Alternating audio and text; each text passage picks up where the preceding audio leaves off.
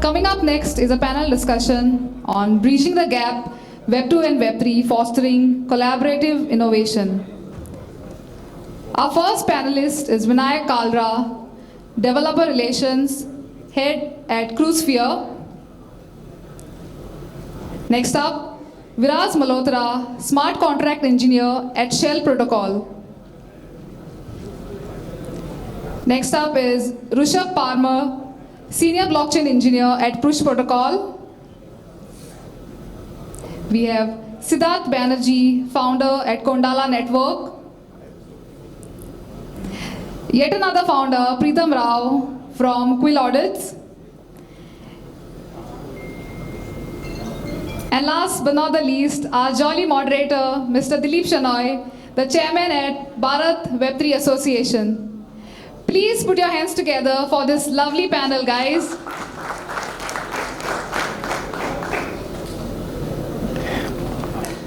Yeah, guys, just the reason I'm wearing this is that there are not 6 hand mics.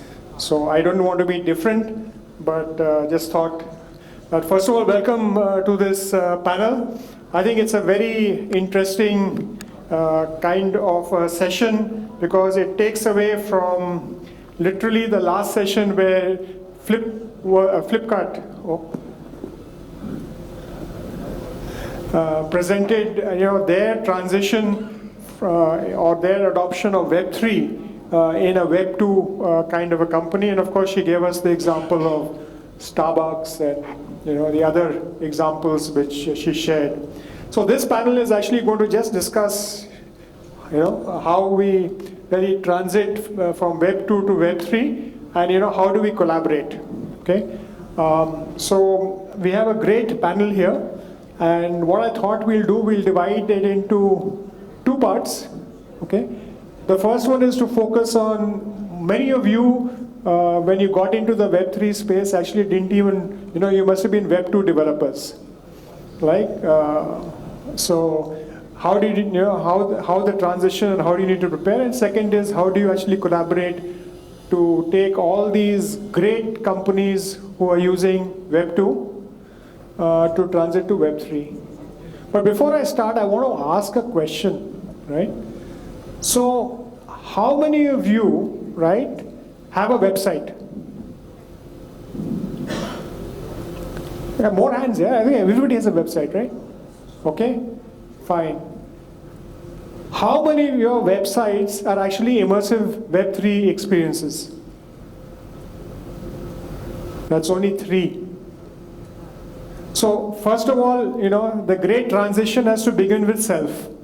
So you guys, one takeaway from Goa for each one of you is go back and transit your websites and your thing into an immersive experience, right? I don't know, how do you do that? So my first question really is, shall we start from extreme left, right? So if you look at it, Vinayak, so what was your journey as a developer, okay?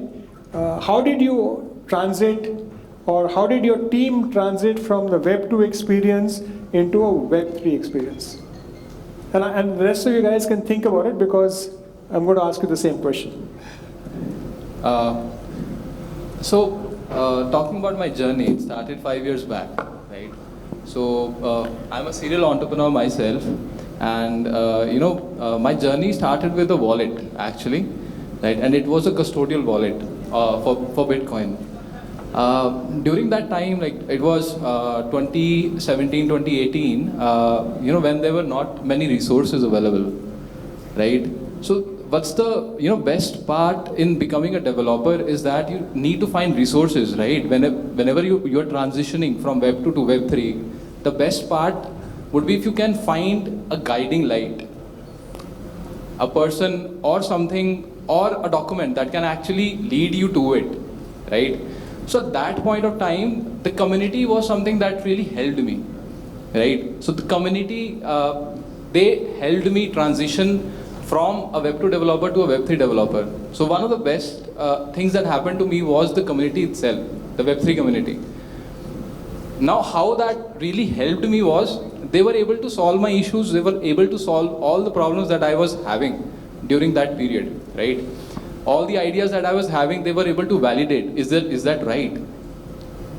Now that was one of the changing factor in my life. The other one was, after that, after I started my Web3 journey, I've created a lot of tabs, right? And in the entire duration, I've seen resources build up. So right now, there are a lot of resources that are available for every developer to go through, right? In fact, the documentations have improved over time. So this is a very big change in Web3. Okay. So, Viraz, when your journey? Yeah, so for me, I think it happened by chance, to be honest. We had, during my college days, we had an internship program, and I got lucky and got selected for a corporate internship at a corporate over the summer, and then our side project there was about creating a dApp on a Bitcoin private network, and that was my first introduction to blockchain, and I was like, wow, this is just amazing, and I mean, in terms of the technology, what potential it has. And then I think slowly I sort of did some more projects around, started off with private blockchain frameworks, like Hyperledger Fabric, for example, and then I sort of figured out that there was no mainstream adoption there. So I ventured into the Ethereum ecosystem through Gitcoin. Actually, at that time, this was just around COVID, where I participated in some hackathons that they were doing. So I think I advocate everywhere, whoever I speak to, that I think hackathons are a pretty good way to get you up to speed and get you started into Web3. Because there are so many people around, if it's a virtual hackathon or a IRL hackathon, where people can help you immensely, and you get that feedback as well on your product that you build. And then even if you fail, I mean, failures are a part of life, and even if you fail, you go back to the drawing board, you fix those issues, and then come back again and get feedback again, and then you start that loop, right? And then you move forward.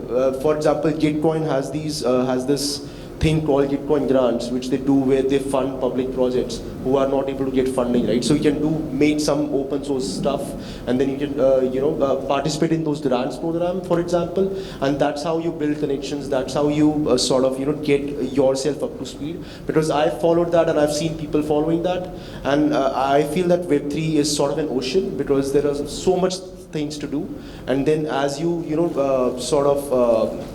just start diving into it, you figure out that what your passion lies in, and that's how you map out your journey, I feel. And like I said, I mean, the community is pretty helpful, and as you see, we are all here with these events and stuff, and so many people around, and which is evident of the fact that we are growing stronger, and the technology, again, like I said, a lot of innovations happening. It's just about you taking that risk, being more consistent, and putting the hard yards in. So yeah. Okay, so Rishabh, I found that you got a senior blockchain engineer title. So, what was your journey like? Did you start off below, and how did you come up? Yeah, sure, definitely. So basically my journey was started in early 2018 when I was looking for an internship. When I was a 4-year student in engineering. So yeah, I joined XDC Network earlier as an intern. So it was a free internship program which I completed, and after that I just joined the company as a junior engineer, and then at that time we were deploying a ERC20 token on the Ethereum network, and it was my first project over there. And yeah, after completing that, we already moved to our mainnet. So yeah, we started to working on the mainnet, and yeah, in this journey I became a senior blockchain engineer. Good. So, but now the next two speakers are basically founders. So were you, Siddharth, did you form a Web2 company first, or you directly got into Web3? And, what was the kind of your journey here?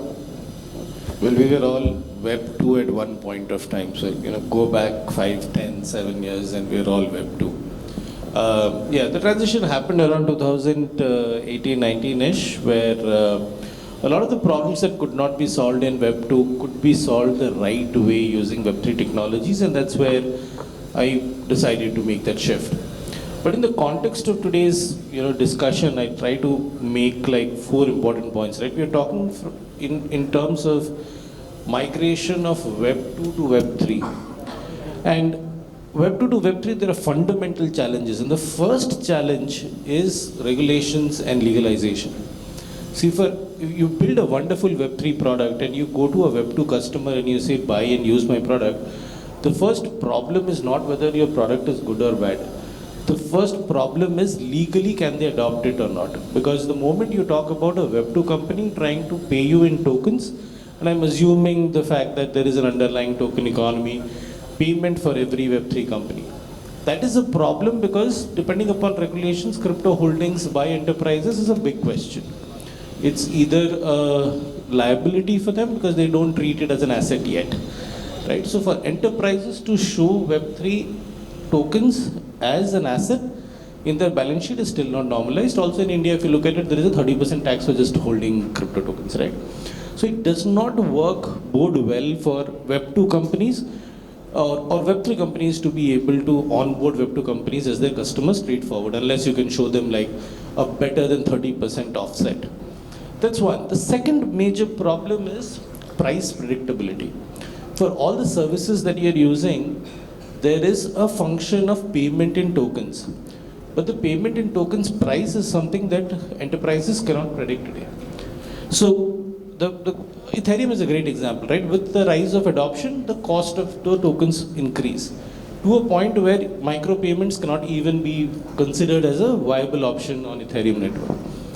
So that leads to an enterprise thinking for whatever service they're using today on Web3, let's say that is costing them $10, the same service tomorrow, because of other people using the same service, would end up becoming $100.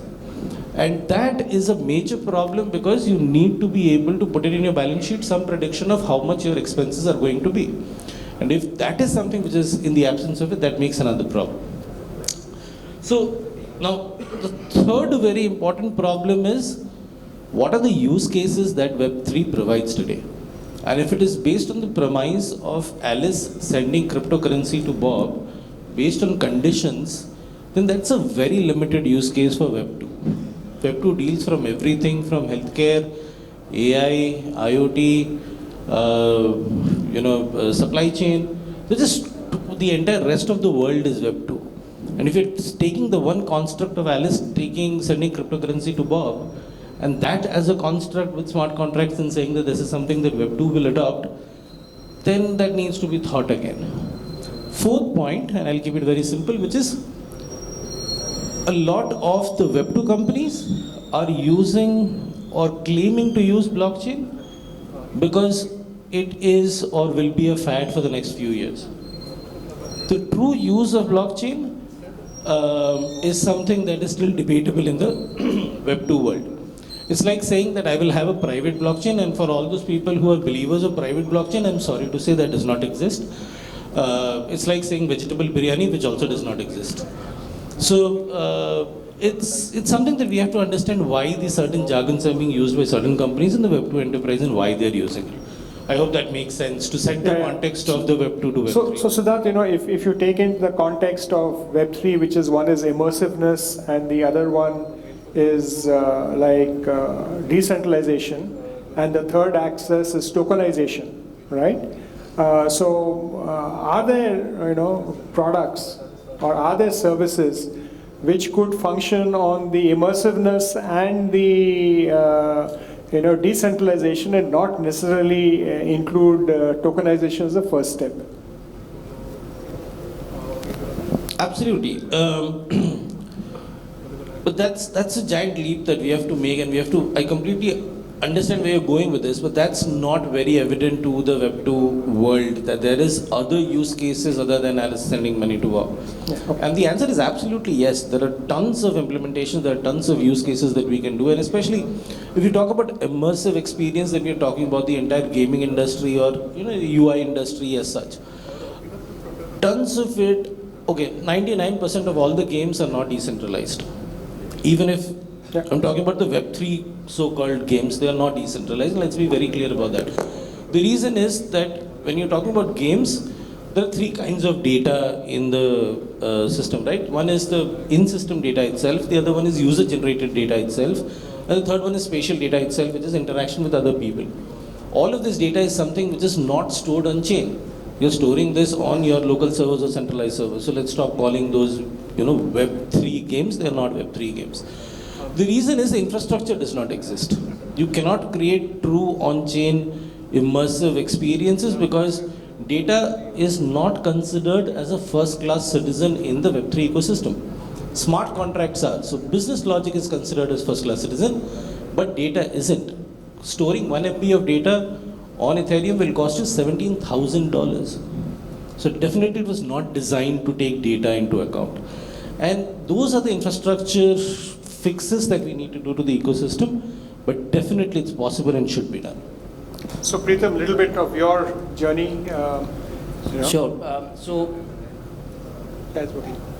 So how I started my journey I was also developer worked in multiple companies front end, back end, virtual reality.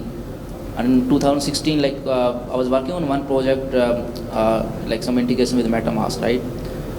That's how I realized the importance of blockchain, what we can build, how we can build a decentralized application and everything. And after that project, I left my job, right? And left my job to start my own company, and that's how my journey started. I realized this is something new, and I always wanted to start something for my own startup, everything. And I think I realized this is the opportunity to build something. That's how started my journey. And as Viraj mentioned, if you are a developer, you should be exploring, should be part of multiple communities. We are having the Gitcoin communities. We now having so much good courses on Udemy, on Meta School. So many edtech companies are coming, right?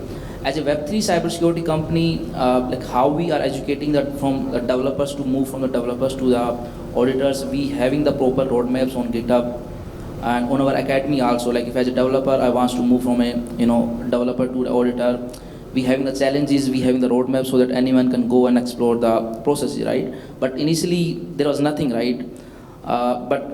And then initially in 2016 we developed some WhatsApp groups, some Telegram communities, and now I can see the developers from those groups are now running big companies, they are now OG in the industry, right?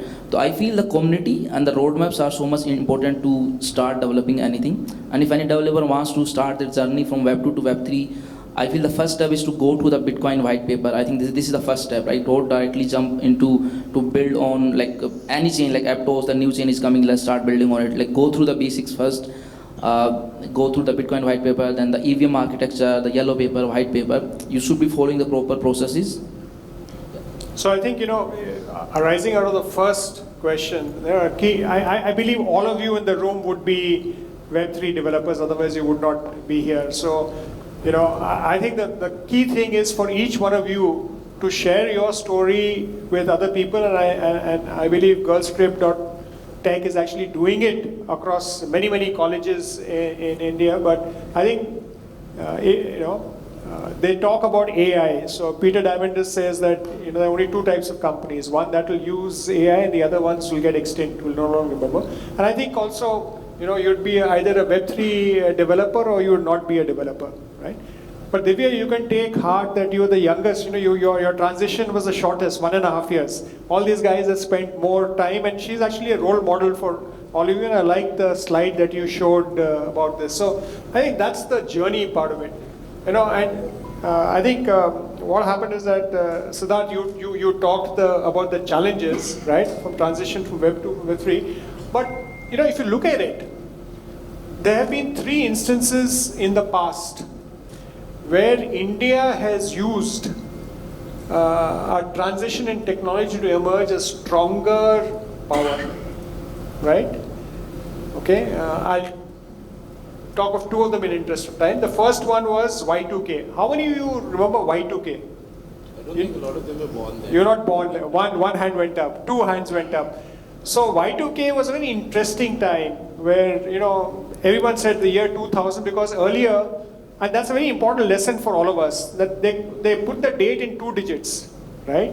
So whenever you use something time sensitive or date sensitive, and they transited from 1999 to year 2000, it could read that you were 1900, right?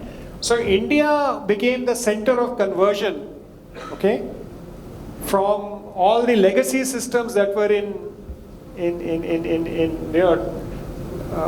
00 to 4 digits, right? And the second one, can anyone guess what is the second example? And it's related to Web3 actually, but we don't realize it.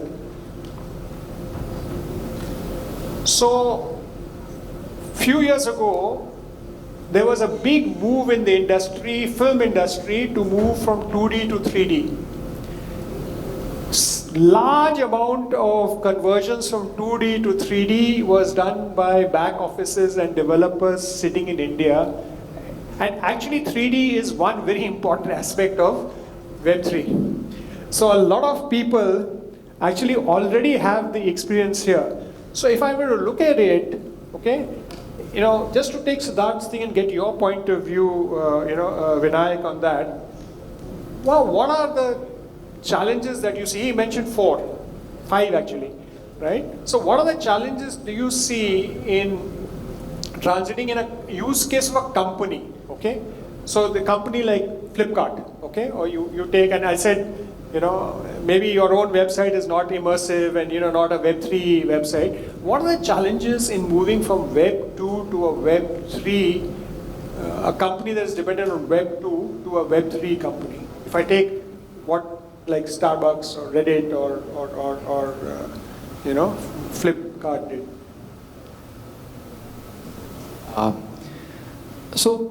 When you talk about challenges from moving, as a Web2 company to a Web3 company, like I have worked with a lot of companies, right? So what I can say is, on a developer standpoint, right? What I can say is that, whenever you make that shift towards blockchain environment, so you have to either think of fintech, right? If your startup is of fintech, right? Only then you can probably shift to a blockchain ecosystem that are currently existing, right? That is one of the challenges. You have to make sure that your integrations with blockchain are made in such a way that these things are catered to.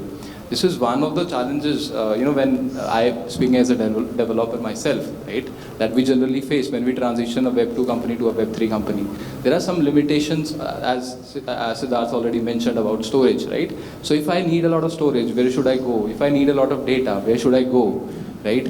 Now, there was a very beautiful point mentioned by you in the start, like how many of you actually have a website, right? And how many of you have a website that relates to Web3? So there it is, right? There it is. There is the challenge. If we talk about large corporations, or if we talk about startups, if we talk about websites in itself, right? We cannot really include Web3 there, right? Now, me being, I've actually, worked in this space for a lot of while. Right now, I'm DevRel here at Cruisefare ICP. So what you can do with this blockchain, ICP blockchain, is basically you can use your websites, you can deploy your websites on ICP blockchain, and then your websites would load at web speed. So this has been achieved, the immersiveness that you were talking about, right? So we have that with ICP. At the same time, the use cases that we can build using ICP are not just relatively, towards fintech now. Because in such a case where you can have just a website hosted on blockchain, right? Think about the possibilities now. Think about the challenges that we were talking about now, right? We can mitigate those challenges just by using blockchain in a slightly different manner, right? Where we can make sure that the storage costs are not that high, right? Or at the same time, where we can make sure that the usability of blockchain is more than just transactions. Viraj, what is your take? And it's very interesting, Vinayak, you talked about fintech, but I think there are other use cases. Yes. I don't know what you do, but I'm just, Viraj, can you talk about other than fintech, and what are the challenges moving from Web2 to Web3? We'll come back. Yeah, I think I feel regulation would be the top one that I feel. Besides, because I think especially if you want to launch a token, for example, right? Regulation is a huge pain right now in Web3. I feel, especially with US and SEC and all that stuff. So I think that would be one. The other one, I think, like Siddharth mentioned, I think data is a pretty big factor, I feel, because Web2, you use just data on demand, right? But with Web3, you have to limit that scope, you have to remodel your architecture because, gas costs are high, even if you I mean, yeah, on L2s as well. I mean, if you use a lot of data on chain, then yeah, you're wrong, right? The other bit is privacy, where the thing is with Web3, everything's open source, everything's on chain, right?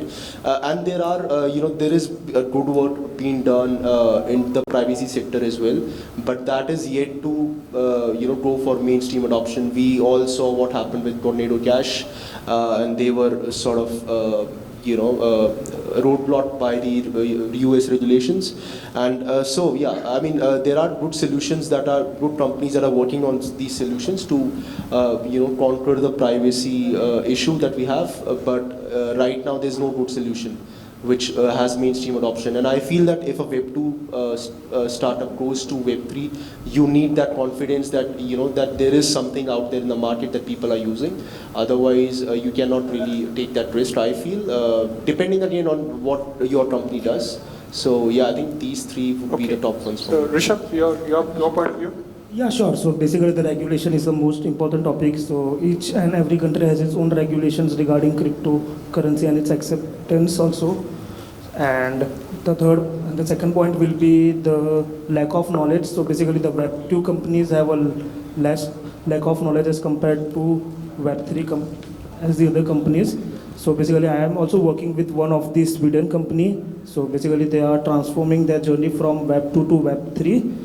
So yeah, they are facing a lot of issue regarding integrating the blockchain network and everything regarding the XDC network. So yeah, the lack of knowledge is also an issue. And the third point will be the storage. So basically the users cannot store in the blockchain data itself. So yeah, the storage is also the big pain in the blockchain. Okay, so Siddharth, I just want to flip the question here. You answered this question in the previous question. I just wanted to mention an example. Yeah, sure. Sorry, based on Rishabh's point, right, on lack of knowledge. So PayPal recently released their stable coin, and the smart contract was really bad. I mean, with the current standards, right? And they have a functionality there where they can make your balance zero as well.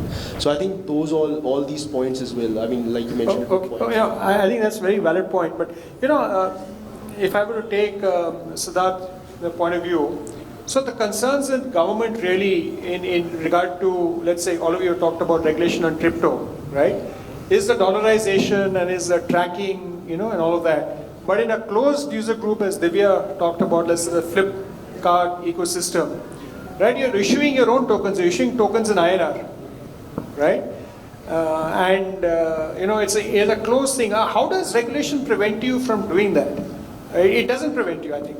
What's your view? What's the thing that you got to solve for regulation if you are, doing something in INR, India developed, India led, The fundamental financial questions that have existed for INR-based tokens as well. Let's take the example of Paytm coin or any other, PhonePe coin. It is a 1-to-1 to INR, 1:1 to INR, right? So you can load up your Paytm wallet for 500 rupees, and that is 500 Paytm coins. But who said it? How did that get into established? Why is Paytm coin equivalent to 1 INR? Is there a reserve that they have that they can prove that, the 500 rupees that I'm putting it is safe? Are they giving me interest on this 500? These are fundamental questions about any economics, regardless of whether they put it in INR or any other token.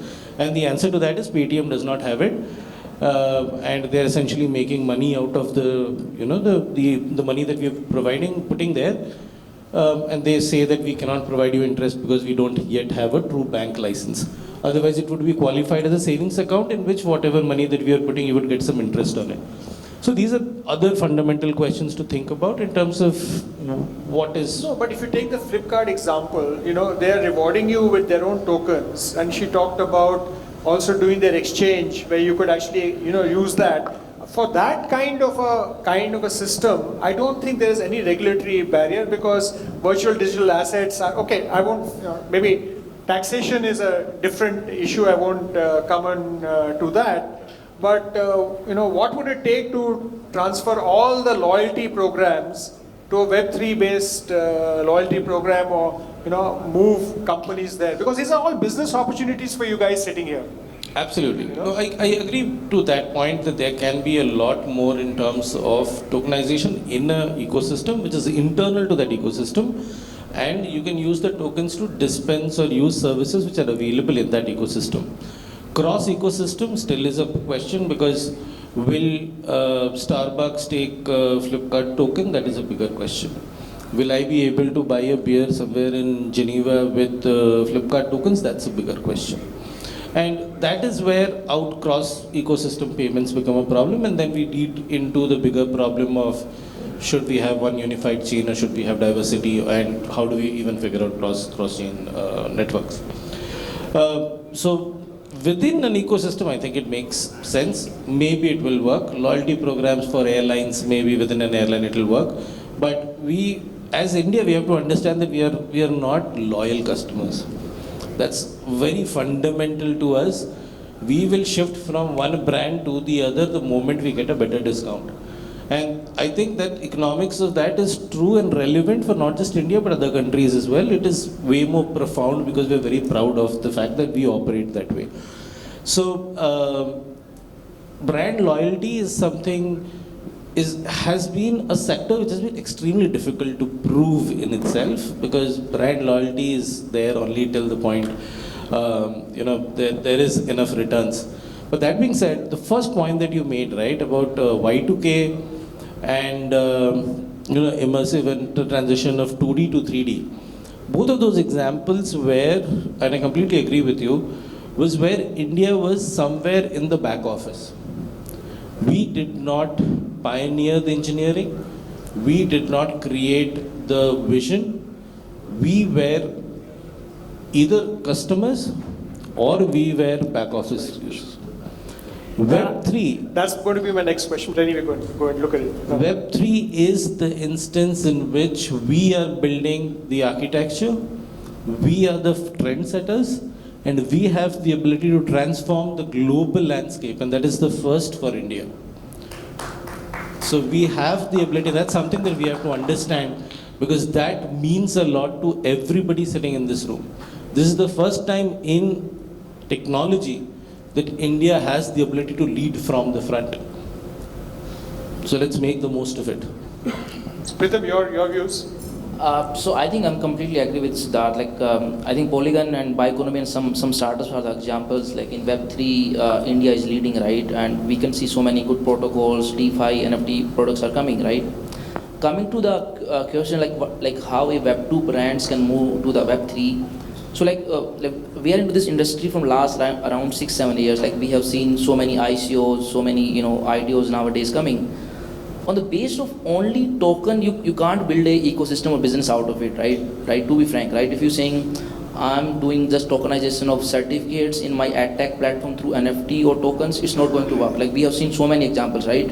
We have seen so many big gaming companies, and they also failed, right? Because the tokenomics was not good, right? Just because of good token and just because of users are playing the game, they will earn the token. It's not going to work, right? Your ecosystem should be so good so that the tokens can be used in multiple ways, and the tokens should be the cross ecosystem also, right? Like if I'm building a loyalty program, is the loyalty program like interactive with the cross system, like the Chayos loyalty program talking to the Chai Point and everything, right? That's the need of the hour. Not only the Chayos is launching, Starbucks is launching their own loyalty program, right? But what's the need of that? Can I use Starbucks loyalty program with Amazon or Flipkart? That's the need of it, right? I think that's the real use case. If you want to build anything in Web3, I think the first thing is you have to realize like why you want to build it. You want to build it just for your brand marketing. Like I think so many big companies are also launching their token NFT. The big Mercedes and these are also coming with it. Just launching the NFT, right?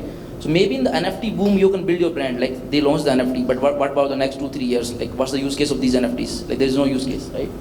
You have to think, क्या मिलेगा उसे करके, right? If you're building something in Web3, you have to think, is this changing your product? Is this changing the user experience at least 3x? Then you should build that use case into Web3. Else, if it's changing only 1x, I think 1x is fine for the 6 month or 1 year or 2 year. It's not going to work. It's very interesting that you mentioned that. Yesterday we also heard Bharat Box. Yeah. Right? And in my talk yesterday, I talked about India becoming a creator economy. Now, we also had Miraj speak, yesterday about that. So one big thing for the larger population of India is how do you move from centralized controlled content things to actually a decentralized thing where you can monetize your own content and you can earn, India could become rich by, and there is no issue about, token, or there might be a token at the back end, but, what's preventing that to happen?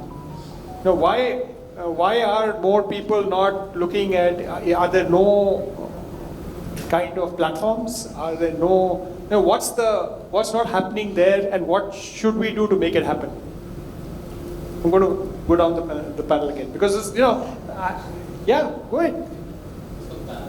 You start. We'll follow the left to right. I think Twitter is doing the great thing. Like they are giving the monetization part for the creators, right? I've seen like nowadays Twitter started the monetization for the creators and they are earning the money also, right? The problem I think is the use case, right? The first, maybe you can start doing the monetization for the creators and everything, but the builders are not coming to build something big so that you can convince the government like we should be building it, right? And the use case is not great, right? The Twitter is there, they having the so great audience, so much big ecosystem, and they are giving the monetization here. But I seen the creators, like for the creators, the Web3 products are not much great yet, right? Like how they can come, how they can create the content and everything. I think that's lacking from my point of view. Like there is no great product for it yet. No, but if you take the music industry, for example, and you can look at that.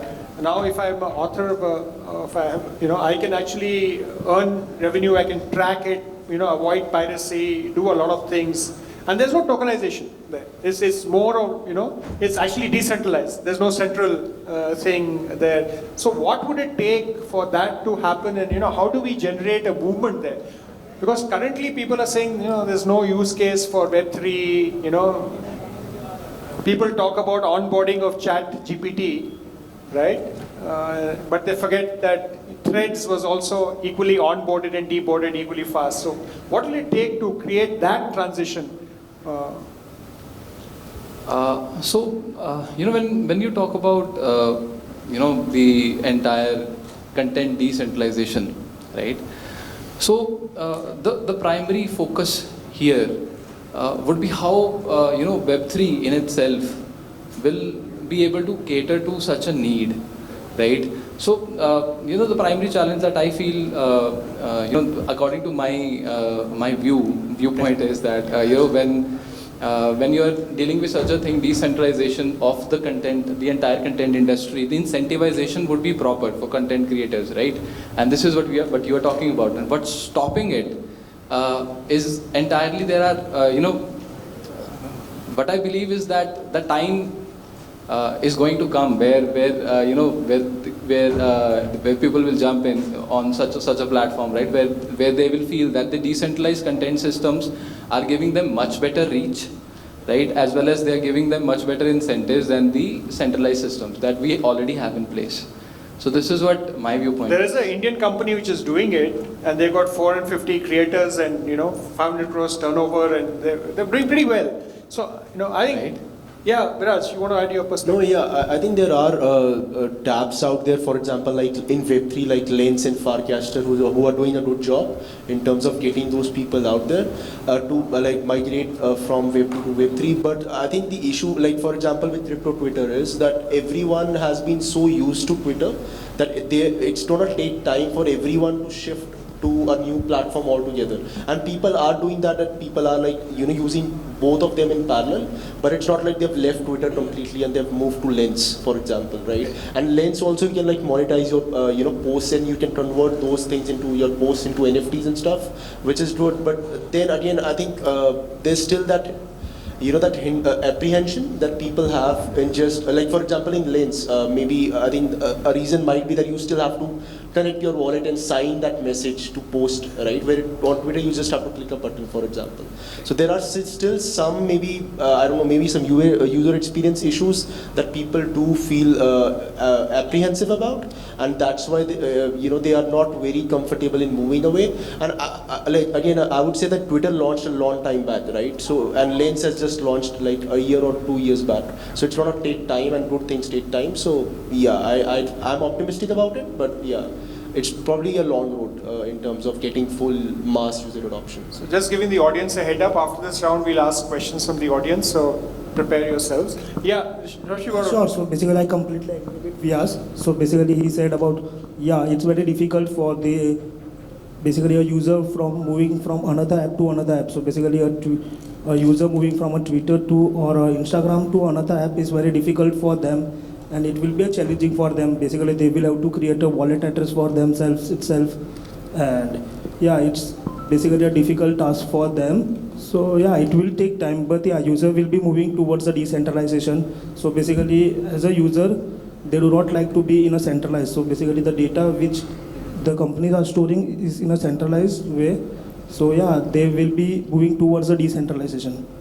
Okay, so Siddharth, I'm just going to modify the question for you because you're always ahead of the curve. So if you look at it, is there a Web 2.5, in between the transition that is happening, and what you made a very important point about India leading it. So if I were to look at the currently what we know, if you're polite, you call them something, but if you're impolite, you call them as the fangs, right? And if you were to say 5 years from now, most of them are US companies, would we have, let's say, something in India, like, I just want to take a thing like Avara, and all Indian companies. I'm sorry, there's no K in that, so I should have added a K in there. Okay. Right. It being truly decentralized, I would like a good mix of companies from all across the world, but also being a very proud Indian, I would want a good representation of India to be there, leading the the blockchain movement, if we call it. But I would, and so let me kind of get back to how is that possible. And for that, we have to be infrastructure providers. If you look at how all of the bigger companies become big, the first is providing the infrastructure and then allowing the entire ecosystem to build on top of it. The ecosystem is generally the consumer ecosystem. And that's where you have, like, take for example the Android ecosystem or the Apple ecosystem. The ecosystem providers are the American big giants, and they have provided the infrastructure, and then you have the smaller companies building apps on it, smaller, bigger, a mix of them. I think India has to lead in the infrastructure. We have to do a lot more core engineering, and that is where it is extremely important for us to make sure that we have the education right in terms of Web3. I just met with a few professors from MIT, and I was told that they have a course on blockchain which is offered as a full-time course. And I'm super proud because that's the first time that I heard that that's a degree. So big round of applause to MIT for doing it. And I think all of these things are some things that need to be done a lot more so that India contributes at the core in terms of innovation that happens in technology at that ground. We should not be the companies, or I'm not saying we should not, but we just should not limit ourselves to building applications on top of it. We have to get into core engineering, and trust me guys, we are damn good at it. We can beat every other country in terms of innovation when it comes to technology. So it's high time we get to it and prove to the world that that's something that can be done in India. Yeah, I think Siddharth, you raised a very point, and therefore I'm going to switch the question for Preetham, and I'm going to put him on the mat, literally. Earlier there was this whole thing about supercomputing, right? You had a supercomputer, which is somewhat like the large infrastructure providers. India's answer was parallel processing. Okay. Yeah, parallel processing is nothing but decentralized. If you just think about it. So do you think that the decentralization, right, itself provides a solution to creating infrastructure in India? And are there companies in India who are actually looking at decentralized information, infrastructure creation? I'm to be frank, I'm not sure if I'm having the decentralized infrastructure or the system I'm providing the infrastructure. But I'm 100% sure, currently any Web3 product, right, that we're building is Web 2.5 only, right, and we are trying to build the infrastructure so that any new devs can be built on top of it, right? Like just take of example, right? Polygon is building the infrastructure, right? It's building the infrastructure, it's building good infrastructure, but it's not completely decentralized, right? Like I think everyone knows it, right? But I think this is the first step to go into that direction where we can build something good or great. But I think the Web 2.5 is the first start to build a great infrastructure.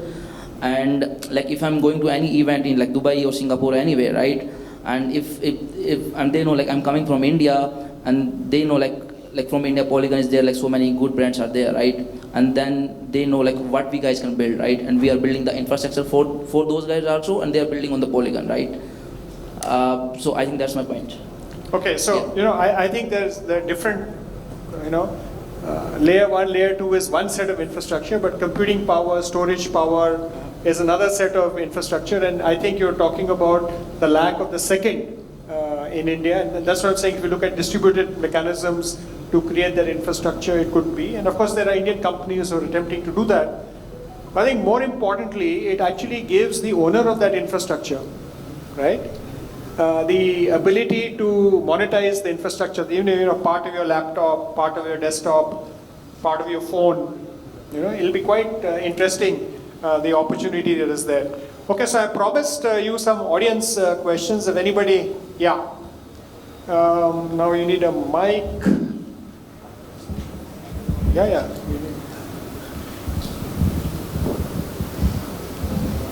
My name is Praveen, CEO of Safe Software. So we are basically into offering solutions to the banks and financial institutions, like core banking, and you mentioned about fintech and all, so we provide that.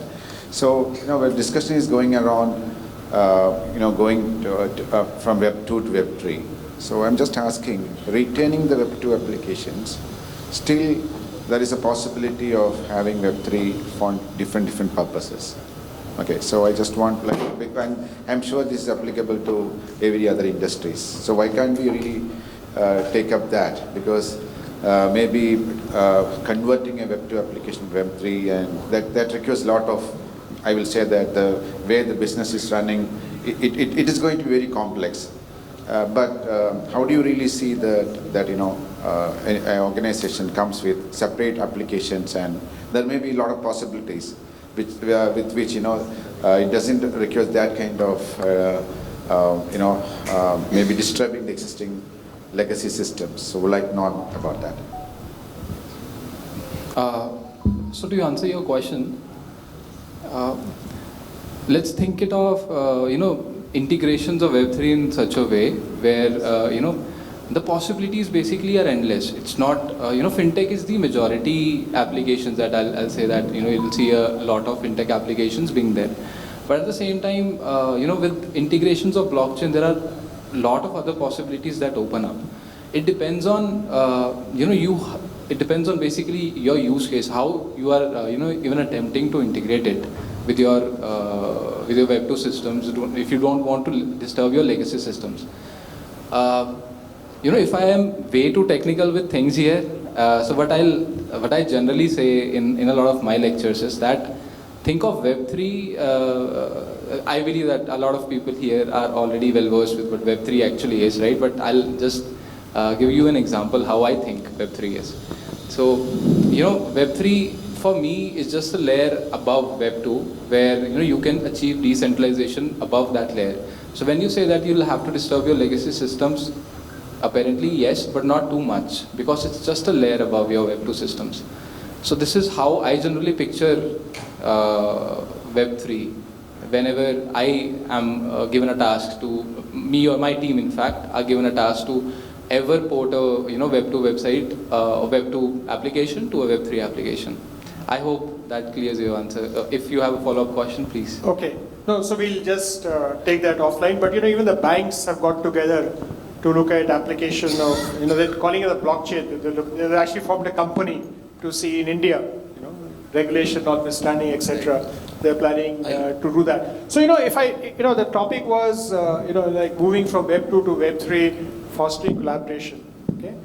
Now, there are multiple takeaways for me at the individual level. And when you talked about MIT, you need to clarify, because if you talk about MIT Pune. yeah, if you talk about MIT to audience like this, they'll think of Massachusetts Institute of Technology, MIT but not Pune. MIT Any Pune. other professors, students from MIT here? MIT Pune? Yeah, there you go. Yeah.